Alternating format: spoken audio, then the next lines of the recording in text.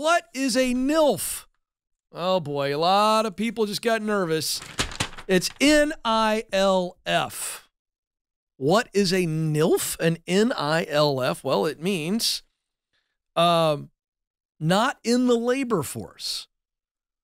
That's the acronym. I know. Hey, I get it. Freaked a few people out. This is a family-friendly show. Everybody relax. It means not in the labor force, and it's not my idea. It's not my term. This is from a New York Post article, disturbing rise of the not in the labor force people. I feel we've created too much blood pressure issues already, so we'll just call it that. There it is. There's the headline. Not in the labor force is what it stands for, and this is actually really troubling. So, job totals, even now, are back above pre-pandemic highs. So we're still over 10 million jobs available right now, posted in the United States.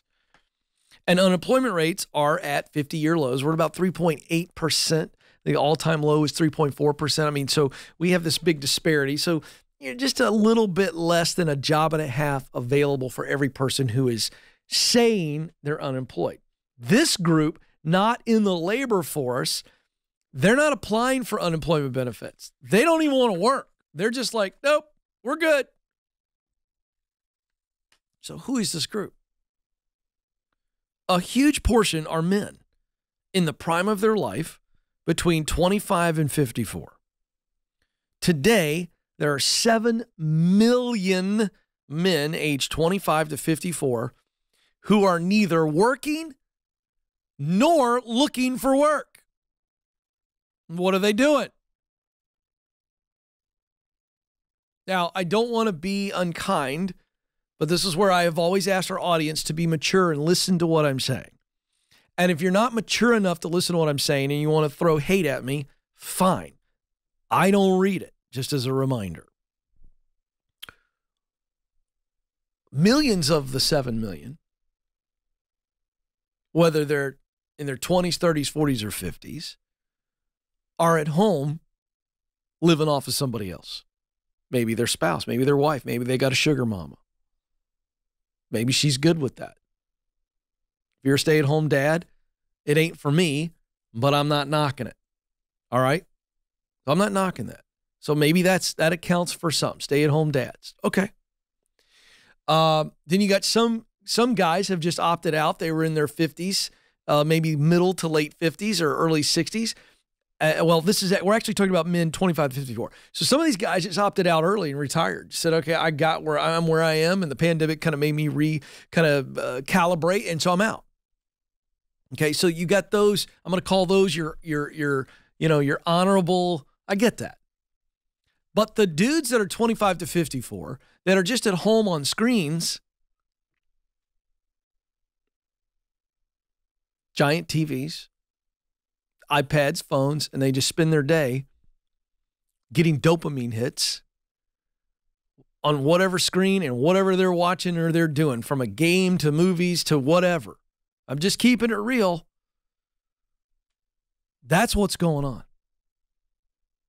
And someone is supporting them.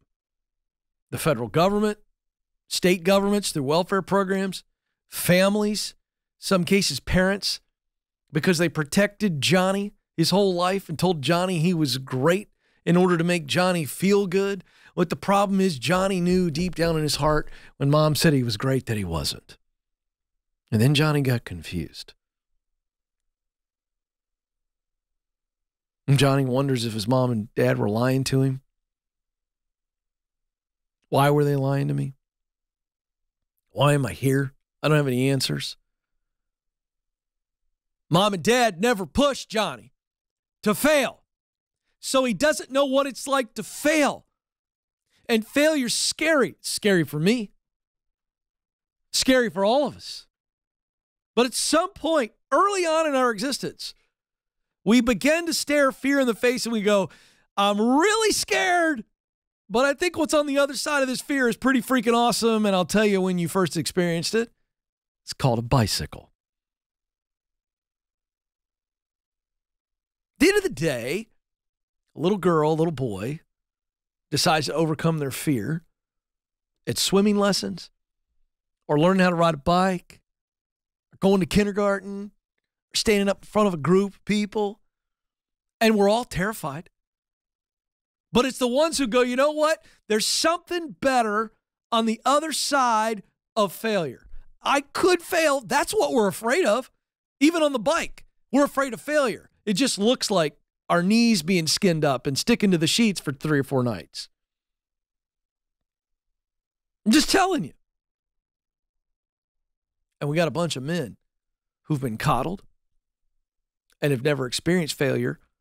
And so failure is so terrifying, they'd rather be miserable and sit and just medicate dopamine and all other kinds of drugs and everything else, antidepressants, anxiety stuff. Listen, I'm telling you. Somebody's got to say it. Today's work rates for prime age American men are lower than in 1940 when the unemployment rate was 15%. When are we going to wake up?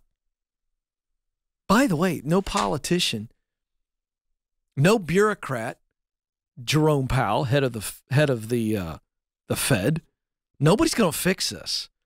This isn't a financial problem. This is a psychological and emotional problem. It affects our economy. You got small business owners, can't hire anybody, can't get anybody. We've got a huge gap. But it cannot be fixed economically.